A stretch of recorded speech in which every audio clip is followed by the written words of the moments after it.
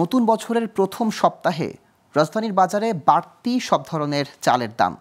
কারণ হিসেবে ধানের বাড়তি দামকে দায়ী করছেন বিক্রেতারা। এদিকে আগের বাড়তি দামে বিক্রি হচ্ছে মাছ ও মুরগি, তবে কিছুটা স্বস্তি ফিরেছে সবজির বাজারে। তারপরও দাম নিয়ে ক্রেতাদের মাঝে রয়েছে অসন্তোষ। রাজধানীর বাজার ঘুরে আরও জানাচ্ছেন আলাউদ্দিন আল আজাদ। মাঠ থেকে ঘরে উঠেছে আমন ধান, আমদানিও ভালো, তারপরও স্বস্তি নেই রাজধানীর চালের বাজারে।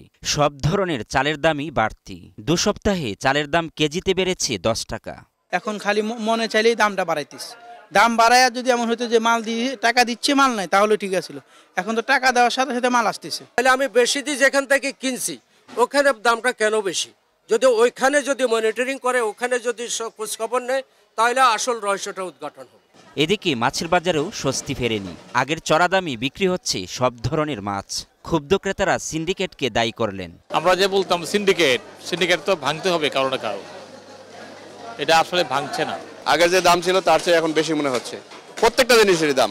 শীতের তীব্রতার সাথে রাজধানীর বাজারেও সরবরাহ বাড়তে শুরু করেছে সবজির। দোকানিরাও পসরা সাজিয়ে বসেছেন নানা ধরনের সবজির। তবে ক্রেতাদের অভিযোগ, উৎপাদন বেশি হলেও দাম নাগালের মধ্যে নেই। শীতকাল হিসেবে উৎপাদন আছে অনেক, কিন্তু দামটা নাগালের মধ্যে এখনো নাই। মধ্যবিত্ত আগে যতটা আয়ত্তে ছিল তার থেকে অত্যাধিক বেশি হয়ে গেছে।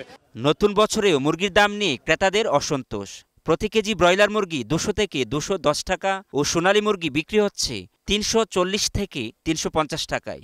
শীতকাল খামারিরা মুরগি কম পালে এই জন্য দাম বেশি। লেয়ার হচ্ছে আপনার 360 টাকা কেজি, আর পাকিস্তানি হলো 340 টাকা, আর হলো আপনার সোনালী হলো 330 টাকা, আর ব্রয়লার হলো 210 টাকা। জিনিসের দাম বেড়ে গেছে, মানুষের তো ইনকাম আর বাড়ে না আগের মতো ওরকম।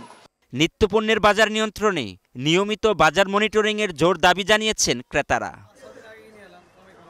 আলাউদ্দিন আল আজাদ, গ্লোবাল টেলিভিশন, ঢাকা।